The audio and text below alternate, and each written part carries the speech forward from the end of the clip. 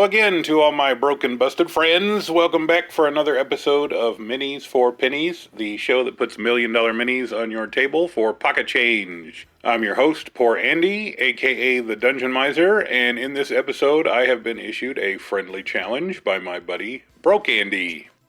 He was in the Dollar Tree and he picked up a cheap pack of farm critters and he wanted to see what kind of monsters I could make from a bunch of oddly scaled barn animals. Challenge accepted. Of course, this pack came with cows, probably the most common farm animal toy you are going to find out there in the toy section. There is one classic D&D monster that always comes to my mind when I think about cows in D&D, and that is the bull Gorgon. Not to be confused with the Medusa, this is the Libyan beast type of metallic cattle which feasts on poisonous herbs and possesses a lethal breath. There are plenty of good miniatures out there for Gorgons, but sadly the prices are just too high. So, if you get some toy cows that aren't the right scale for NPC cattle, I'll show you how to make them into a herd of Gorgons for the same price as one commercial Gorgon. Start with whatever size cow you like, and start snipping off the tail, the ears, and horns. You can also whittle away at the udders if you want an authentic bull, but I'm perfectly fine with a female Gorgon, because baby Gorgons come from somewhere, and a mission to gather toxic Gorgon's milk is just a bonus, so I'm leaving them on. To give the Gorgon some really impressive and monstrous horns, I'm going to snip off some curved tails from two cheap dinosaurs to the right length.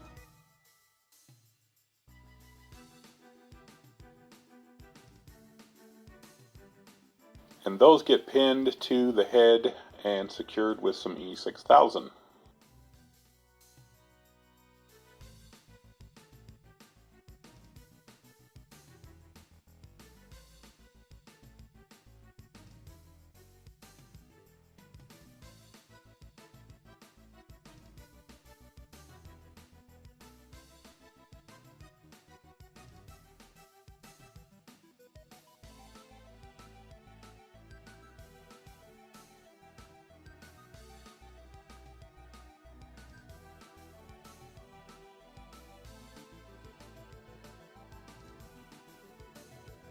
Most of the art I've seen gives the Gorgon metallic panels, but I'm not a big fan of the X-Men look of the typical armor that makes them look almost like automatons instead of living creatures.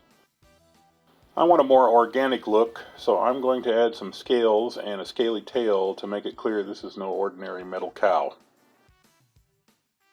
I harvested some of the back plates and the tail from another cheap dinosaur toy, and I added them to the back of the Gorgon with some E6000.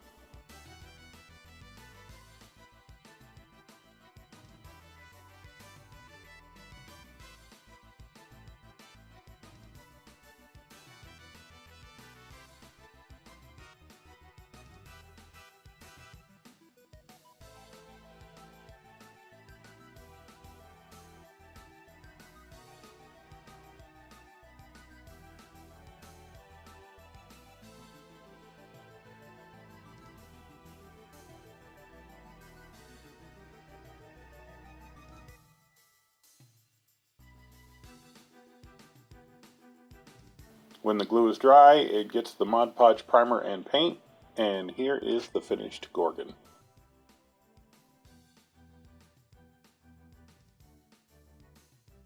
I went with the patinaed bronze look, but these look good with any type of metallic paint, from gunmetal to gold.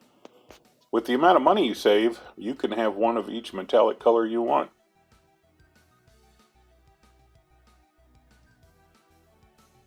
Price was 7 pennies for the cow, 5 pennies for the dino bits, a penny for the base, and a penny for art supplies. So 14 pennies each, or 7 Gorgons for $1. Well, what do you think about that, Broke Andy? And I'm not even done with the Barnyard Challenge yet. Tune in next time to see me make another farm animal monster. And if you made a Gorgon, save those mutilated dinosaur toys, because I'll show you some more monsters you can make from those after that. And if you've been enjoying my videos, don't forget to like and subscribe, and I would appreciate a cup of coffee. The link is in the description. Thanks so much, and join me next time for another adventure in cheapness.